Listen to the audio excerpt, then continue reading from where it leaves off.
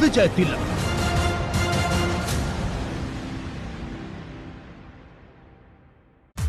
नमस्कार, आप देख रहे हैं एबीपी गंगा। मैं हूं स्नेहलता। सुनो यूपी मॉर्निंग एडिशन की शुरुआत करते हैं। नमस्कार, मैं हूं आपके साथ जया मिश्रा। आप देख रहे हैं सुनो यूपी का मॉर्निंग एडिशन। तो चलिए, पहली खबर है। यूपी विधानसभा चुनाव के लिए भारतीय जनता पार्टी आज अपना संकल्प पत्र जारी करने जा रही है। देखिए, लखनऊ में पार्टी कार्यालय पर सुबह 10:30 बजे ये कार्यक्रम होना है और इसी दरमियान मैनिफेस्टो जारी किया जाएगा, जिसे बीजेपी संकल्प पत्र के नाम से घोषित करती है। बता दें कि इस मौके पर तमाम बड़े नेता मौजूद रहेंगे और इस बार खबर यह लग रही है कि यूपी के लिए बीजेपी ने अपने घोषणा पत्र को लोक कल्याण संकल्प पत्र का नाम दिया है। संकल्प पत्र जारी होने के मौके पर सीएम योगी मौजूद रहेंगे, गृह मंत्री अमित शाह रहेंगे, यूपी चुनाव प्रभारी धर्मेंद्र प्रधान, सह प्रभारी अनुराग ठाकुर भी रहेंगे। इसके अलावा यूपी भाजपा अध्यक्ष स्वतंत्र देव सिंह, दोनों डिप्टी सीएम, यानी कुल मिला के पूरे लाव लश्कर के साथ तमाम बड़े दिग्गज नेताओं की मौजूदगी में ये मैनिफेस्टो रिलीज किया जाएगा।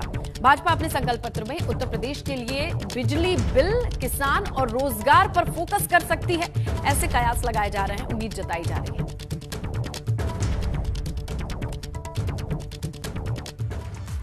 तो भाजपा आज अपना घोषणा पत्र जारी करेगी और इसके लिए लखनऊ कार्यालय में तैयारियां जोरों पर हैं और इस तैयारी का जायजा लिया है हमारे संवाददाता अनुभव शुक्ला ने। आप भी देखिए। उत्तर प्रदेश के विधानसभा चुनाव के लिए बीजेपी आज अपना लोक कल्याण संकल्प पत्र 2022 वो जारी करने वाली है और ये बीजेपी मुख्यालय में, ये जो अगर हम कहें हॉल है, यहीं पर ये सारी तैयारी की गई है, जहां पर केंद्रीय गृह मंत्री बीजेपी के पूर्व राष्ट्रीय अध्यक्ष अमित शाह मौजूद रहेंगे, मुख्यमंत्री योगी आदित्यनाथ मौजूद रहेंगे, दोनों जो उप मुख्यमंत्री हैं केशव प्रसाद मौर्य, डॉक्टर दिनेश शर्मा, वो मौजूद रहेंगे, यूपी चुनाव के जो प्रभारी हैं धर्मेंद्र प्रधान वो मौजूद रहेंगे, उत्तर प्रदेश बीजेपी के प्रदेश अध्यक्ष स्वतंत्र देव सिंह मौजूद रहेंगे, सह प्रभारी अनुराग ठाकुर भी मौजूद रहेंगे और इसके अलावा अगर बात करें तो जो अन्य लोग हैं वो भी मौजूद रहेंगे और कहीं ना कहीं इसे नाम दिया गया है लोक कल्याण संकल्प पत्र 2022। सूत्रों की माने तो इसमें खासतौर से बिजली को लेकर कोई बड़ी घोषणा हो सकती है, खासतौर से महिलाओं, युवाओं और किसानों पर ये जो घोषणा पत्र है लोक कल्याण संकल्प पत्र जिसे बीजेपी नाम दिया है वो केंद्रित रह सकता है। और ख़ासतौर से बीजेपी ने इसके लिए एक कमेटी बनाई थी जिसकी अध्यक्षता जो उत्तर प्रदेश सरकार के वित्त मंत्री और वरिष्ठ नेता हैं सुरेश खन्ना, वो इसकी अध्यक्षता कर रहे थे। इसके अलावा राज्यसभा के सरस बृजलाल इसमें थे, इसके अलावा रीता बहुगुणा जोशी जो सांसद हैं वो इसमें शामिल थी, बहुत सारे लोग इसमें शामिल थे। अलग अलग जगहों पर ये जो कमेटी के लोग हैं वो गए, अलग अलग वर्ग से उन्होंने बात की और उसके बाद जाकर इस लोक कल्याण संकल्प पत्र को तैयार किया। खासतौर से जिस तरीके से समाजवादी पार्टी कुछ जो उनके मैनिफेस्टो में चीज़ें होंगी उनकी अनाउंसमेंट कर रही है, तो माना जा रहा है कि आज का जो ये बीजेपी का लोक कल्याण संकल्प पत्र होगा चुनाव के नज़रिए से, उसमें वो सारी चीज़ें होंगी जो युवाओं से जुड़ी हो सकती हैं, किसानों से जुड़ी हो सकती हैं, महिलाओं से जुड़ी हो सकती है और कहीं ना कहीं इसमें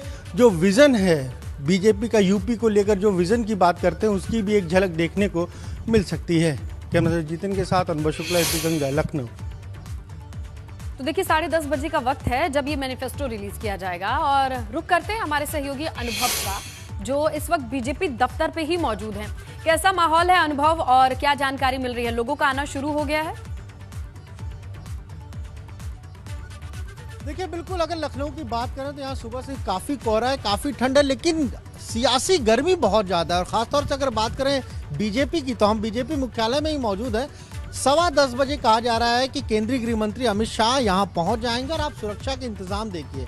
इस तरफ आप देखिए स्नीफर डॉग्स यहाँ पर हैं, इसके अलावा तमाम जो पुलिस के लोग हैं वो भी यहाँ पर मौजूद हैं। इस पुख्ता व्यवस्था की गई है और किसी को भी अगर अन्य लोग हैं जिनका इस कार्यक्रम से कोई मतलब नहीं है उन्हें नहीं आने दिया जा रहा, चाहे वो पार्टी के कोई भी कार्यकर्ता हो। यहाँ अब सारे अरेंजमेंट की जा रही है क्योंकि मुख्यमंत्री योगी आदित्यनाथ भी थोड़ी देर में यहाँ पहुँच जाएंगे, दोनों उप मुख्यमंत्री पहुँचेंगे, प्रदेश अध्यक्ष तो पहुँचेंगे ही पहुँचेंगे और देखिए किस तरीके से सुरक्षा के इंतजाम है। हम आपको भीतर भी लेकर चलेंगे जहाँ पर ये लोक कल्याण संकल्प पत्र जो बीजेपी का 2022 का है, जिसको हम कह सकते हैं कि जो एक विजन डॉक्यूमेंट है 2027 तक किस तरह से यूपी का डेवलपमेंट होगा, जो बात बार बार बीजेपी के जो लीडर हैं, जो नेता हैं, मुख्यमंत्री हैं, वो लोग कहते हैं अलग अलग मंचों से, वो उसकी एक झलक उसमें देखने को मिलेगी।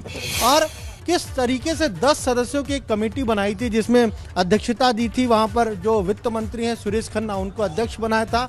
इसके अलावा राज्यसभा के सदस्य थे, लोकसभा के सदस्य उसमें थे, यूपी सरकार के अन्य मंत्री थे। कुल 10 लोगों की एक कमेटी बनाई थी और मैनिफेस्टो में क्या कुछ चीज़ें होंगी इन सारी चीज़ों को दिखाने के लिए देखिए सारी तैयारियां यहाँ पर की जा रही है। हम आपको लेकर चलते हैं, यही वो हॉल है जहाँ पर अब से थोड़ी देर बाद जो है वो लोक कल्याण संकल्प पत्र जो है बीजेपी का वो जारी होगा। और अगर हम आपको तस्वीरें दिखाएं तो हमारे साथ राकेश त्रिपाठी भी हैं पार्टी के। लोक कल्याण संकल्प पत्र क्या विजन है यूपी को लेकर बीजेपी का? देखिए, भारतीय जनता पार्टी ने वर्ष 2017 में लोक कल्याण संकल्प पत्र अपना जारी किया था और जब कहा जारी किया था तो हमने सबसे पहला स्लोगन, पहला नारा दिया था, न गुंडा राज न भ्रष्टाचार, अब की बार भाजपा सरकार। और आज जब 5 वर्ष के बाद हम आ रहे हैं तो अपना रिपोर्ट कार्ड भी लेकर के आ रहे हैं और अपना लोक कल्याण संकल्प पत्र भी लेकर आ रहे हैं। यानी हमने क्या किया है हम वो भी बता रहे हैं और हम आगे 5 वर्षों में क्या करेंगे हम इसकी भी रूपरेखा पर फोकस होगा, युवाओं पर, किसानों पर, महिलाओं पर, बिजली को लेकर कुछ घोषणा होगी। देखिए, उत्तर प्रदेश के 24 करोड़ जो नागरिक हैं, हर नागरिक के लिए हमने चिंता की है। सबका साथ, सबका विकास, सबका विश्वास और सबका प्रयास, इस नारे को चरितार्थ करता हुआ आपको ये लोक कल्याण संकल्प पत्र दिखेगा। जब ये लोक कल्याण संकल्प पत्र आएगा तो आपको उत्तर प्रदेश के भविष्य की तस्वीर दिखाई पड़ेगी इसमें कि उत्तर प्रदेश कैसे आगे विकास के पथ पर आगे लगातार बढ़ता रहेगा। देखिए, ये पूरा मंच तैयार है। केंद्रीय गृह मंत्री अमित शाह यहाँ बैठेंगे, मुख्यमंत्री बैठेंगे, दोनों उप मुख्यमंत्री बैठेंगे, प्रदेश अध्यक्ष बैठेंगे और इसके अलावा अगर आप देखिए तो जो यूपी चुनाव प्रभारी हैं धर्मेंद्र प्रधान वो भी बैठेंगे और सह प्रभारी अनुराग ठाकुर। उतनी कुर्सियां लगाई गई। हमारे साथ बीजेपी एमएलसी और कार्यालय, ये जो पूरा बीजेपी का कार्यालय उसके जो प्रभारी है, कार्यक्रम को देख रहे हैं गोविंद शुक्ला जी। गोविंद जी, लोक कल्याण संकल्प पत्र एक बड़ा दिन है चुनाव के लिहाज से, क्योंकि जो बातें आप कहेंगे जनता उसके आधार पर हो सकता है कि वोट देने जाए, क्या कुछ खास रहेगा? भारतीय जनता पार्टी जो पिछली बार हमने लोक कल्याण संकल्प पत्र लेकर के आए थे उसके आधार पर हमने 5 वर्ष गांव, गरीब, किसान कल्याण के लिए काम किया है। इस बार भी भारतीय जनता पार्टी आने वाले 5 साल में जो अपनी सरकार के द्वारा गरीब कल्याण के काम करेगी उसको इसमें लेकर के आ रही है। बहुत जगहों पर आकांक्षा पेटी लगाई थी, लोगों से सुझाव मांगे थे, कितनी जगहों सुझाव आए, कितने सुझाव आए, कुछ अंदाजा? बहुत बड़ी संख्या में जनता के द्वारा सुझाव आए हैं, उन सब का भी समावेश किया गया है। निश्चित रूप से यह संकल्प पत्र 2022 आने वाले समय के लिए उत्तर प्रदेश की जनता के लिए निश्चित रूप से हम कुछ करने के लिए अच्छे होंगे। देखिए, बिल्कुल आपने सुना क्या कहना है पार्टी के जो प्रवक्ता हैं राकेश त्रिपाठी, बीजेपी के जो एमएलसी हैं, जो कार्यालय प्रभारी हैं, उनका क्या कहना, और ये पूरा मंच तैयार है। कुल मिलाकर यहाँ पर आप देखिए तो यहाँ 8 कुर्सियां लगाई गई हैं। 8 प्रमुख लोग जो हैं वो मंच पर बैठेंगे और यहीं से ये जो लोक कल्याण बिल्कुल अनुभव तैयारी तो हो चुकी है और हमें जो जानकारी मिली है मैनिफेस्टो जारी होगा तो आपसे अपडेट लेंगे। फिलहाल के लिए आपका बहुत शुक्रिया तमाम जानकारी के लिए, तमाम तस्वीरों के लिए। आगे बढ़ेंगे, यूपी चुनाव में प्रधानमंत्री मोदी भी लगातार वर्चुअल प्रचार कर रहे हैं। जन चौपाल के जरिए पीएम मोदी पश्चिम के जिलों पर फोकस करते हुए दिखाई दे रहे हैं और आज प्रधानमंत्री मोदी की तीसरी वर्चुअली जन चौपाल है। दोपहर 1:30 बजे होने वाली इस जन चौपाल के जरिए पीएम मोदी मथुरा, आगरा, बुलंदशहर के वोटर्स को संबोधित करेंगे। इन तीनों जिलों की विधानसभाओं में एलईडी वैन से प्रसारण के साथ ही सभी बूथ पर कार्यक्रम दिखाया जाएगा। इन विधानसभाओं के प्रत्याशी भी कार्यक्रम में जुड़ने वाले हैं। रैली का संचालन लखनऊ भाजपा कार्यालय से होगा। तो आज पीएम की वर्चुअल चौपाल है, तीनों जिलों की विधानसभाओं में इसका प्रसारण किया जाएगा। रैली का संचालन लखनऊ भाजपा कार्यालय से ही होगा, जैसा कि पिछली बार भी किया गया था। प्रधानमंत्री की ये तीसरी जन चौपाल है। मथुरा, आगरा, बुलंदशहर को संबोधित करेंगे। तो काफी एक्टिविटीज रहने वाली हैं, सत्ता पक्ष या विपक्ष दोनों की ही बात कर लें। हम रुक करते हैं हमारे सहयोगी नितिन का, आगरा से वो हमारे साथ सीधा जुड़ेंगे। तो आज ब्रज क्षेत्र में काफी चहलकदमी रहने वाली है। नितिन, अभी क्या जानकारी है, टाइम के अकॉर्डिंग बताइए शेड्यूल। देखिए बिल्कुल 1:30 बजे प्रधानमंत्री का ये कार्यक्रम है और वर्चुअल रैली जिसको बीजेपी ने जन चौपाल का नाम दिया है। तो पश्चिमी उत्तर प्रदेश की 58 सीटों पर 10 तारीख को चूंकि मतदान होना है, ऐसे में बीजेपी ने अपने कहा जाए टॉप कमांडर्स उतार दिए। वहीं दूसरी तरफ जो पूरा जो कहा जाए जो चुनाव प्रचार प्रसार की जो कमान है खुद प्रधानमंत्री ने ले ली है और आज 3 जिलों के मतदाताओं को संबोधित करेंगे। मथुरा, आगरा, बुलंदशहर, और ऐसे में हर विधानसभा में एक जो LED वैन पहुंची है उसके जरिए कार्यक्रम का प्रसारण होगा और हर विधानसभा में जो प्रत्याशी हैं वो एक मंडल में मौजूद रहेंगे। तो कुल मिला के कहा जाए आगरा महानगर में 22 मंडल है, हर जगह उनका प्रधानमंत्री का जो कार्यक्रम है उसका लाइव टेलीकास्ट होगा, मतदाताओं से संवाद करेंगे। तो कहीं ना कहीं मैसेज बड़ा दिया जा रहा है। बड़ी रैली नहीं कर पा रहे हैं प्रधानमंत्री, लेकिन वो पब्लिक तक लगातार पहुंच रहे हैं। क्या मैसेज जा रहा है, किस तरह से पब्लिक ले रही है? हमारे जन जन के नायक हैं प्रधानमंत्री जी, और उन्होंने सबके साथ सबका विकास के लिए जो भी योजना लाए हैं सारी अंत्योदय के धारणा के अंदर जिस अंतिम सीढ़ी का व्यक्ति है उसको भी सब योजना का लाभ मिल रहा है। इसलिए जन चौपाल कार्यक्रम लोगों में उत्साह है। कार्यकर्ता में आप देख सकते हैं सुबह 9 बजे कितने कार्यकर्ता में जोश से तैयारी हम लोग कर रहे हैं। क्या मैं सुबह से मैं देख रहा हूँ सारा अरेंजमेंट्स हो रहा है। इस समय मैं सीतानगर में मौजूद हूँ और यहाँ जो मंडल लेवल पे जो कार्यक्रम है, यहाँ जो प्रत्याशी है एतमादपुर के धर्मपाल सिंह, महानगर अध्यक्ष भानु महाजन रहेंगे। क्या देख रहे हैं ये लगातार जन चौपाल कार्यक्रम के जरिए किस तरह से पब्लिक से कनेक्ट प्रधानमंत्री को बन पा रहा है, बीजेपी का जो मैसेज जाना चाहिए किस तरह से जा पा रहा है? देखिए, जिस तरीके की सरकार की योजनाएं चली हैं पिछले 5 सालों में, सरकार की जो योजना है सीधे कनेक्ट पब्लिक से हुई हैं, इसलिए पब्लिक के जो दिमाग में है वो सिर्फ कमल का फूल है, क्योंकि उसकी जितनी भी योजना हो सीधा लाभान्वित हुआ है। जो एक आम वोटर है उसे लाभ पहुंचा है, इसलिए जनता उनके दिल में जो बैठे हुए प्रधानमंत्री मोदी। क्या कहना चाहें किस तरह से? आपने तो मास्क भी लगा रखा हुआ है, धर्मपाल सिंह जो यहाँ से प्रत्याशी हैं, बीजेपी का निशान में देख पा रहा हूँ, तो बड़ा जबरदस्त उत्साह है। क्या कहना चाहेंगे? ये युवाओं में बहुत ज़बरदस्त उत्साह है और युवाओं ने ये निश्चित ही ठाना है कि इस बार जो है 350 प्लस पार करके योगी जी को मुख्यमंत्री बनाना है। ये सब युवाओं का उत्साह है और आदरणीय धर्मपाल जी यहाँ से विधानसभा से जो हमारे प्रत्याशी हैं उनको भी हम कम से कम 1 लाख जीतों से पार कराएंगे। किस तरह के अरेंजमेंट्स रखे हैं, क्योंकि आप कार्यक्रम प्रमुख हैं, किस तरह के अरेंजमेंट्स रखे हैं मंडल लेवल पे यहाँ ये कार्यक्रम होना है? तो नीरज जी बताइए कार्यक्रम कैसे कैसे क्या रूपरेखा है, कैसे लाइव टेलीकास्टिंग होगा, क्या क्या पूरी व्यवस्था होगी? हमारे पास टीम आई हुई है, सेटअप आप लग रहा है, आप देख रहे हैं, इस समय तैयारी चल रही है। पूरा हमारे प्रत्याशी भी यहाँ पे ही रहेंगे और वो जब प्रधानमंत्री संबोधित करेंगे उसके बाद हमारे यहाँ के प्रमुख कार्यकर्ता भी अपनी योजना को बताएंगे कि हमारी केंद्र और प्रदेश सरकार ने क्या क्या योजना चलाई हैं, इस संबंध में पूरा बताया जाएगा। और भी लोग हैं और भी कार्यकर्ता हमारे बिल्कुल नितिन, और देखिए तैयारी तो कर ली गई है, तैयारी तो कर ली गई है और 1:30 बजे प्रधानमंत्री जन चौपाल के जरिए संबोधित करेंगे। उस वक्त की तस्वीरें भी हम अपने दर्शकों को दिखाएंगे। फिलहाल के लिए आपका बहुत शुक्रिया तमाम जानकारी के लिए। वहीं यूपी चुनाव के पहले चरण के मतदान में 4 दिन का समय बाकी है। 11 जिलों में 58 सीटों पर होने वाले मतदान पर सभी दलों की निगाहें हैं। भारतीय जनता पार्टी के स्टार प्रचारक मिशन यूपी में जुटे हुए हैं। कुछ बड़े दिग्गज लगातार पहले चरण की सीटों पर फोकस कर रहे हैं, तो कुछ दिग्गजों को प्रदेश के बाकी हिस्सों में प्रचार पर लगाया गया है। आप 6 तस्वीरों के जरिए समझ सकते हैं कि कौन सा नेता आज कहां पर प्रचार करेगा, जिसमें सीएम योगी अलीगढ़ और मथुरा में भाजपा के लिए वोट की अपील करेंगे, तो अमित शाह बागपत और अमरोहा जिले में वोटर्स से अपील करेंगे।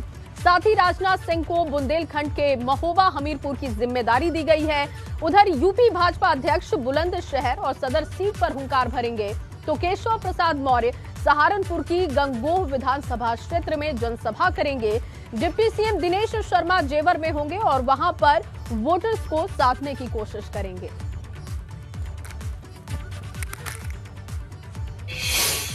तो कैराना पश्चिमी यूपी की सबसे हॉट सीट बन गई है। क्यों? कभी 2 दिग्गज राजनीतिक घराने होते थे और बड़े बड़े उनके नाम होते थे और वो अब आमने सामने हैं। ये कैसी लड़ाई है, देखिए आप।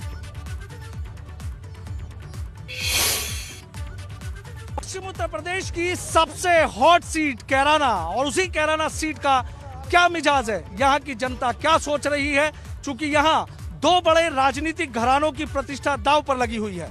एक है मुनव्वर हसन के बेटे नाहिद हसन, और मुनव्वर हसन बहुत बड़े यहाँ के कद्दावर नेता रहे थे, राज्यसभा सांसद रहे, लोकसभा सांसद रहे, विधानसभा में रहे और विधान परिषद में रहे। सबसे कम उम्र के वो ऐसे नेता थे कि जो चारों सदनों में रहे हैं। दूसरी तरफ बाबू हुकुम सिंह है और उनकी बेटी मृगांका सिंह है, और बाबू हुकुम सिंह कई बार विधायक रहे, कई बार सांसद रहे। इलाके के दोनों ही बड़े कद्दावर नेता हैं और यहाँ के लिए कहा जाता है कि शामली, कैराना और आसपास के जिले की जो सियासत है वो इन दोनों ही बड़े घरानों के इर्द गिर्द घूमती है। लेकिन इस बार कुछ चीजें बदली हुई नजर आ रही हैं।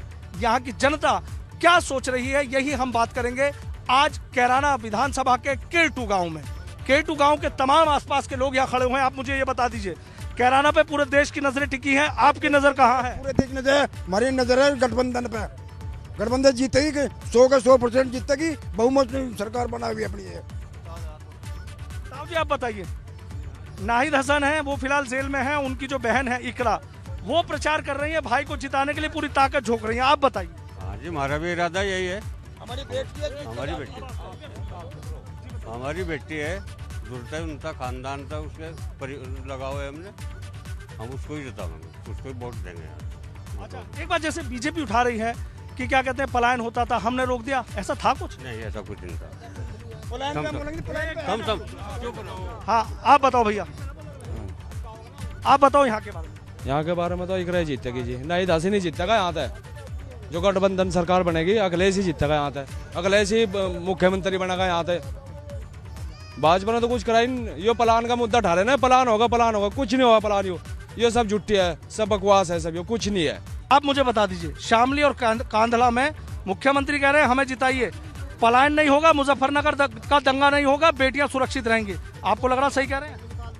बात ऐसी है जी, यहाँ से सपा आ जाओ चाहे बीजेपी आ जाओ जी, ना तो यहाँ विकास करा ना दसन ने ना विकास करा है बाबू गम सिंह जी ने। यहाँ किसी ने विकास नहीं करा जी। यहाँ तो अब है वोट ले जा अपना, और बस मेरे गाँव वाले वैसे है, अगर अपना दे देंगे वोट, विकास के मुद्दे पर कोई बात करते नहीं इनता जी। अपना बस इन्हों कह दे अपना भाई वोट तेरी पक्की है। आपकी नजर में कैराना का किंग कौन?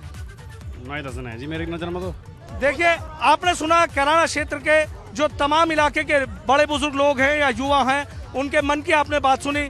10 फरवरी का चुनाव नजदीक है, ऐसे में इन लोगों के मन की नाराजगी, इन लोगों के मन का गुस्सा कितना इस चुनाव पर असर डालेगा, ये तो देखने वाली बात होगी। लेकिन इतना जरूर है कि कैराना में जो सियासी जंग है वो बेहद दिलचस्प होने जा रही है और मुकाबला भी कड़ा होगा। वीडियो जर्नलिस्ट राजेश शर्मा के साथ सनुज शर्मा, एबीपी गंगा, कैराना।